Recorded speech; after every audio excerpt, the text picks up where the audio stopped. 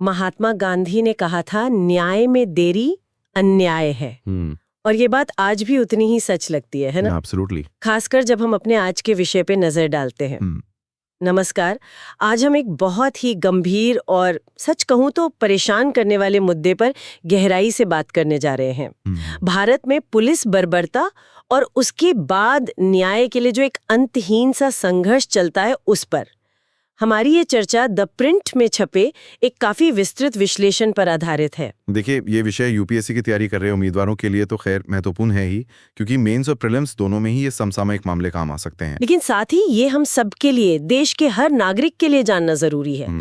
हमारा मकसद क्या है? हमारा मकसद है कि जो तथ्य और मामले सामने आए हैं उनका हम बारीकी से विश्लेषण करें, समझें कि इसके पीछे व्यवस्था की क्या दिक्कतें हैं और क्यों न्याय मिलने में इतनी देर हो जाती है।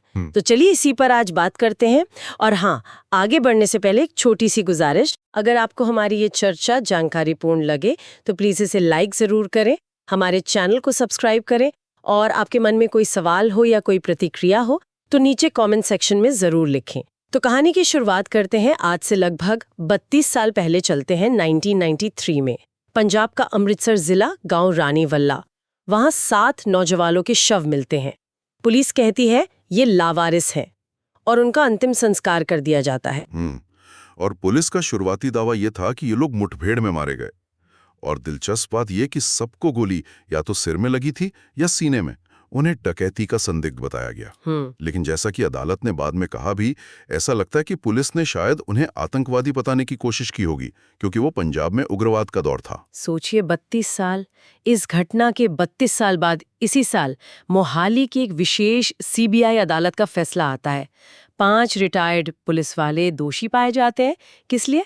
इन 7 लोगों को अवैध हिरासत में रखने, टॉर्चर करने और फिर एक फर्जी मुठभेड़ में मार देने के लिए। और बात यहीं खत्म नहीं होती। ये जानना भी जरूरी है कि इस मामले में एफआईआर कब दर्ज हुई। घटना के 6 साल बाद 1999 में, और फैसला आया 32 साल बाद। बाप रे, 6 साल तो एफआईआर में ही लग गए। बिल्कुल। और इस दौरान क्या हुआ?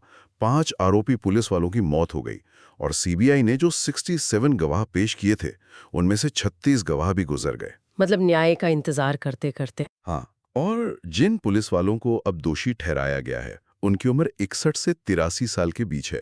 सब रिटायर हो चुके हैं। अच्छा। एक तो घटना के वक्त डीएसपी थे, वो एसपी बनकर रिटायर हुए। 2 एएसआई थे, वो डीएसपी बनकर रिटायर हुए।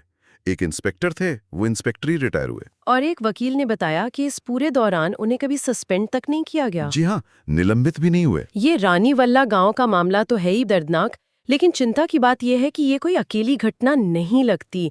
ऐसा महसूस होता है कि पुलिस बर्बरता और फिर न्याय के लिए सालों का इंतजार, ये कहानी देश में बार बार दोहराई जाती है। बिल्कुल, ये एक दुखद पैटर्न है, एक जाना पहचाना पैटर्न। जैसा कि सीनियर वकील नित्या रामकृष्णन बताती हैं, अक्सर होता क्या है कि एफआईआर दर्ज होने और मामले की सही जांच शुरू होने में ही सालों लग जाते हैं, और वो भी तब होता है जब अदालतें बीच में पड़ती हैं, हस्तक्षेप करती हैं। कई मामलों में तो सालों तक कुछ होता ही नहीं। आरोपी पुलिस वाले नौकरी करते रहते हैं, तरक्की पाते रहते हैं, और सजा तो दूर की बात है, क्योंकि मामला अदालतों के चक्कर काटता रहता है ना। निचली अदालत, फिर हाई कोर्ट, फिर सुप्रीम कोर्ट। बिल्कुल। और जब तक कोई फैसला आता है, तब तक या तो बहुत देर हो चुकी होती है, या फिर गवाह मुकर जाते हैं, सबूत कमजोर पड़ जाते हैं। और इसमें जो एक बुनियादी बात है, वो है शक्ति का असंतुलन। एक तरफ वर्दी वाले अधिकारी और दूसरी तरफ आम नागरिक, खासकर वो जो हाशिए पर है। हाँ, ये बहुत बड़ा फर्क है। ये इतना गंभीर अपराध है, लेकिन इसका बोझ उन कमजोर नागरिकों पर डाल दिया जाता है। और सजा मिलने के मामले, वो तो उंगलियों पर गिने जा सकते हैं, बहुत ही कम। और जब हम आंकड़ों को देखते हैं तब तो स्थिति और भी भयावह लगती है। Status of policing in India report 2025 है, जिसे कॉमन कॉज और लोक नीति CSDS ने NCRB डेटा के आधार पर तैयार किया है।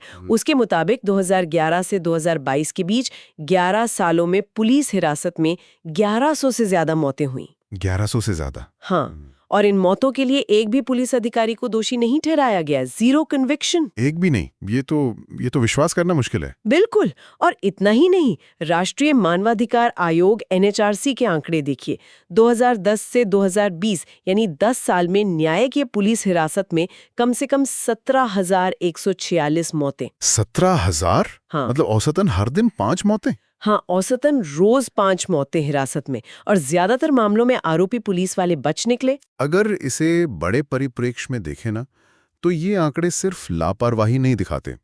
ये एक ऐसी व्यवस्था की तरफ इशारा करते हैं जहां जवाबदेही की बहुत भारी कमी है। जो मौतों की रिपोर्टेड संख्या है और जो सजा पाने वालों की संख्या है जो कि 0 है, इसके बीच का जो फासला है वो सिस्टम पर बहुत गंभीर सवाल खड़े करता है। सही कहा। ये दिखाता है कि हमारा तंत्र उन लोगों को जिम्मेदार ठहराने में पूरी तरह से फेल हो रहा है जिन पर कानून व्यवस्था और नागरिकों की सुरक्षा की जिम्मेदारी है। ये एक तरह की, क्या कहते हैं, संस्थागत दंड मुक्ति या इंस्टीट्यूशनल इम्प्यूनिटी जैसी स्थिति लगती है। और ये दंड मुक्ति सिर्फ सजा ना मिलने तक ही नहीं है। कई मामले तो ऐसे भी हैं जहां गंभीर आरोपों का सामना कर रहे पुलिस अधिकारियों को सस्पेंड किया जाता है और फिर वापस बहाल भी कर दिया जाता है, वो भी तब जब उनके खिलाफ मुकदमे चल रहे होते हैं। हाँ, ये तो और भी चिंताजनक है। तमिलनाडु का ही मामला देखिए, 2023 का assistant superintendent of police Balvir Singh. उन पर आरोप लगे कि हिरासत में संदिग्धों के दांत निकाल दिए, अंडकोश कुचल दिए। बहुत गंभीर यातना के आरोप। जब विधायकों ने विधानसभा में हंगामा किया, तब जाकर मुख्यमंत्री ने मार्च 2023 में उन्हें निलंबित किया। अच्छा। लेकिन फिर क्या हुआ? 2024 की शुरुआत में तमिलनाडु सरकार ने उनका निलंबन रद्द कर दिया, उन्हें बहाल कर दिया गया। और ये तब हुआ जब उनके खिलाफ 4 क्रिमिनल केस पेंडिंग है और रिकॉर्ड बताते हैं कि वो 24 में से सिर्फ 10 सुनवाई में हाजिर हुए हैं। आरोप तक तय नहीं हुए अभी। मतलब केस चल रहा है, आरोप गंभीर हैं, फिर भी बहाली। हाँ, और ऐसा ही केरल में हुआ। 2018 में SR श्रीजीत नाम के 26 साल के लड़के की हिरासत में मौत हुई। 9 पुलिस वाले आरोपी हैं, मुकदमा चल रहा है। घटना के बाद सस्पेंड हुए थे, लेकिन दिसंबर 2018 में मुकदमा चलते हुए ही सभी 9 बहाल कर दिए गए। कमाल है। और मुंबई का ख्वाजा यूनिस मामला, 2002 घाटकोपर ब्लास्ट के आरोपी थे, हिरासत में मौत हुई। सचिन वजे और 3 कांस्टेबल पर आरोप लगे, 2004 में सस्पेंड हुए। हाँ, ये मामला तो काफी चर्चित रहा था। बिल्कुल, लेकिन 2020 में उन्हें बहाल कर दिया गया। तर्क क्या दिया गया? कोविड की वजह से पुलिस फोर्स में स्टाफ की कमी है। स्टाफ की कमी। हत्या के आरोप में उन पर हत्या IPC 302 का मुकदमा अभी भी पेंडिंग है। हालांकि वजह बाद में एंटीलिया मामले में बर्खास्त हुए, वो अलग बात है, लेकिन ख्वाजा यूनिस केस में बहाली हुई थी। ये जो ट्रेंड है ना, आरोपों के बावजूद बहाली, ये बहुत खतरनाक संकेत देता है। बिल्कुल, ये पूरे सिस्टम को एक मैसेज भेजता है कि आप कुछ भी कर लें, शायद कोई स्थायी परिणाम नहीं होगा। सही बात है। इससे सिर्फ जवाबदेही ही कमजोर नहीं होती, बल्कि लोगों का जो थोड़ा बहुत भरोसा पुलिस और न्याय व्यवस्था पर बचा है वो भी टूट जाता है। देना पड़ता है। दिल्ली दंगों 2020 का फैजान मामला याद होगा शायद। हाँ, वो वीडियो आया था जिसमें पुलिस पीट रही थी और राष्ट्रगान गवा रही थी। बिल्कुल। 23 साल का फैजान, उसकी मां ने हाईकोर्ट में याचिका दी, आरोप लगाया कि पुलिस ने बुरी तरह पीटा, अवैध हिरासत में रखा, इलाज नहीं दिया। बाद में परिवार को सौंपा और 2 दिन बाद उसकी मौत हो गई चोटों की वजह से। 4 साल तक पुलिस हमला करने वाले अपने ही कर्मियों की पहचान नहीं कर पाई। बहाने क्या दिए कि दंगा गियर और हेलमेट पहना था, पहचान मुश्किल थी, पुलिस स्टेशन का CCTV खराब था। 4 साल तक पहचान नहीं। हाँ, आखिरकार इसी साल जुलाई 2024 में दिल्ली हाईकोर्ट ने जांच CBI को सौंप दी। कोर्ट ने कहा कि दिल्ली पुलिस ने जो किया वो बहुत कम और बहुत देर से था। जांच धीमी, अधूरी और संदिग्धों को बचाने वाली लगी। ये तो बहुत ही गंभीर टिप्पणी है कोर्ट की। मतलब पुलिस खुद ही अपने लोगों को बचा रही थी। ऐसा ही कोर्ट ने पाया। और मध्य प्रदेश का मामला देखिए, इसी साल जुलाई का। देवा पारधी, 25 साल का लड़का, शादी का दिन था, हल्दी की रस्म चल रही थी। पुलिस उसे और उसके चाचा को ले गई, चोरी के मामले में पूछताछ करनी है कह के। शादी के दिन? हाँ, परिवार का आरोप है कि उन्हें पुराने थाने ले गए जहां CCTV नहीं थे। घंटों टॉर्चर किया। बाद में देवा को अस्पताल ले गए जहां उसे मृत घोषित कर दिया गया। हे भगवान। मध्य प्रदेश हाईकोर्ट ने स्वतंत्र जांच की याचिका खारिज कर दी। मामला सुप्रीम कोर्ट गया। सुप्रीम कोर्ट ने देखा कि एफआईआर के बाद भी गिरफ्तारी नहीं हुई है। मामला सीबीआई को सौंपा। अच्छा। और मध्य प्रदेश सरकार की तरफ से एएसजी ने भी माना कि हाँ, 2 पुलिस वालों को लाइन हाजिर तो किया, लेकिन कोई ठोस कदम नहीं उठाया गया था। सुप्रीम कोर्ट ने सीबीआई को 1 महीने में गिरफ्तारी का आदेश दिया।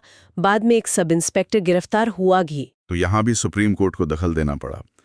इससे एक बहुत ज़रूरी सवाल उठता है ना, कि आखिर पुलिस व्यवस्था अपने ही अधिकारियों के खिलाफ जांच करने में इतनी विफल क्यों रहती है या अनिच्छुक क्यों लगती है। बिल्कुल। जैसा फैजान मामले में कोर्ट ने कहा भी, विडंबना देखिए कि आरोपी न सिर्फ कानून के रखवाले थे, बल्कि वो उसी एजेंसी के थे जो उनकी जांच कर रही थी। ये तो सीधा सीधा हितों का टकराव है। इसी बात को वकील पायोशी रॉय पुलिस का मजबूत भाईचारा कहती हैं। स्ट्रॉन्ग भाईचारा। भाईचारा। उनका कहना है कि अक्सर जांच एजेंसियां और पुलिस अधिकारी एक दूसरे का बचाव करते हैं। यहां तक कि जब मामला सीबीआई जैसी एजेंसी को जाता है, तब भी कई बार कोशिश होती है कि कम गंभीर धाराओं में चार्जशीट फाइल हो। अच्छा, ताकि ये लगे कि लापरवाही थी, हत्या का इरादा नहीं था। शायद यही।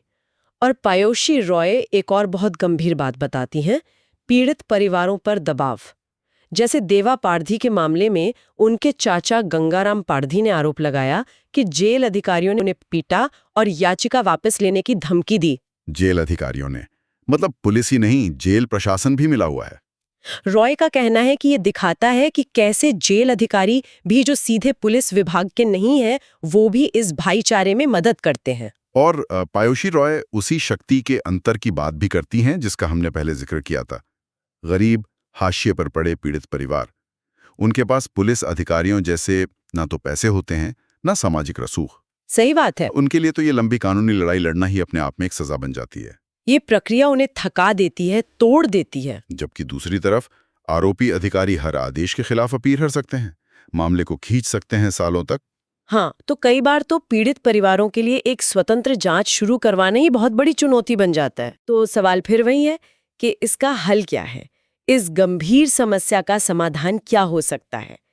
स्रोत में कुछ सुझाव भी दिए गए हैं। जैसे नित्या रामकृष्णन कहती हैं कि जब भी किसी मजिस्ट्रेट के सामने पुलिस बर्बरता का सबूत आए, तो पुलिस के खिलाफ जांच के लिए एक सेल्फ जेनरेटिंग मैकेनिज्म होना चाहिए। सेल्फ जनरेटिंग मतलब?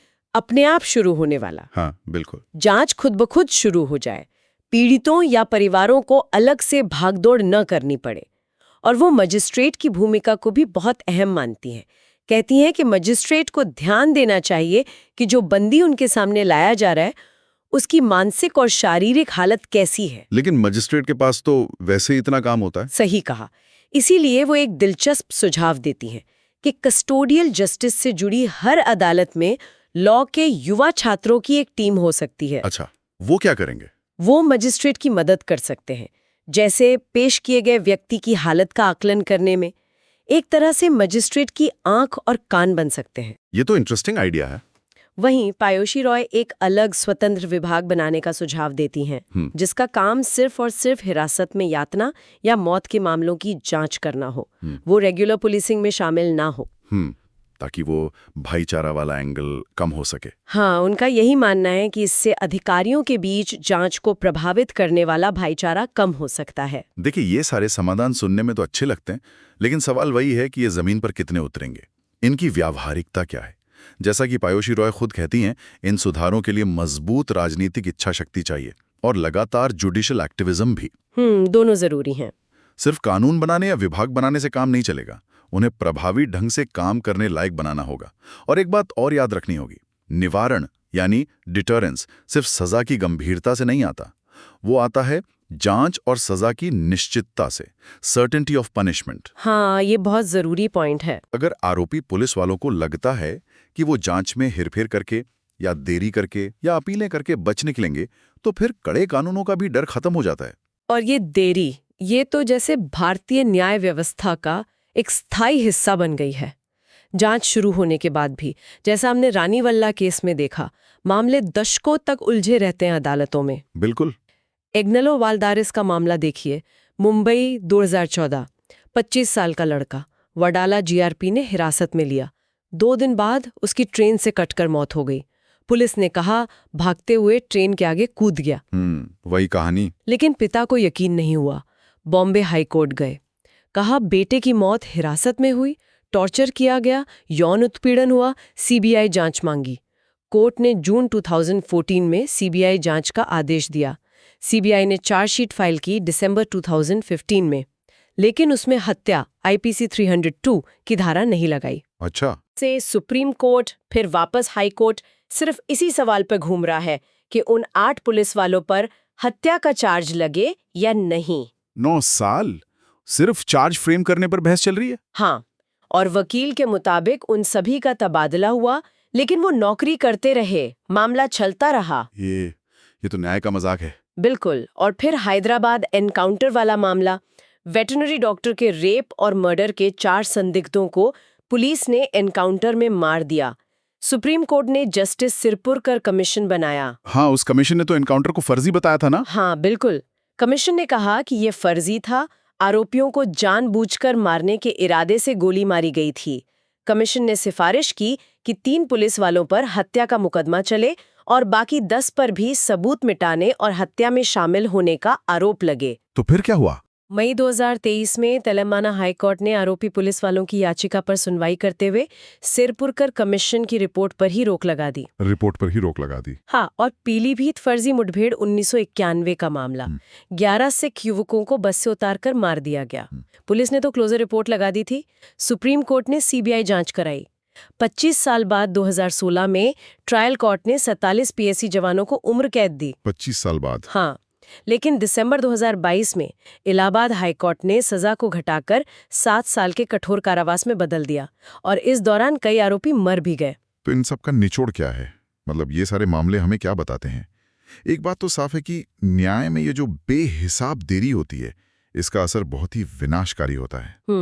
मुकदमे का खर्च, सालों का समय, आरोपी अधिकारियों की मामले को खींचने की ताकत, पीड़ित परिवारों पर दबाव या पैसे का लालच, ये सब मिलकर न्याय की उम्मीद को ही खत्म कर देता है।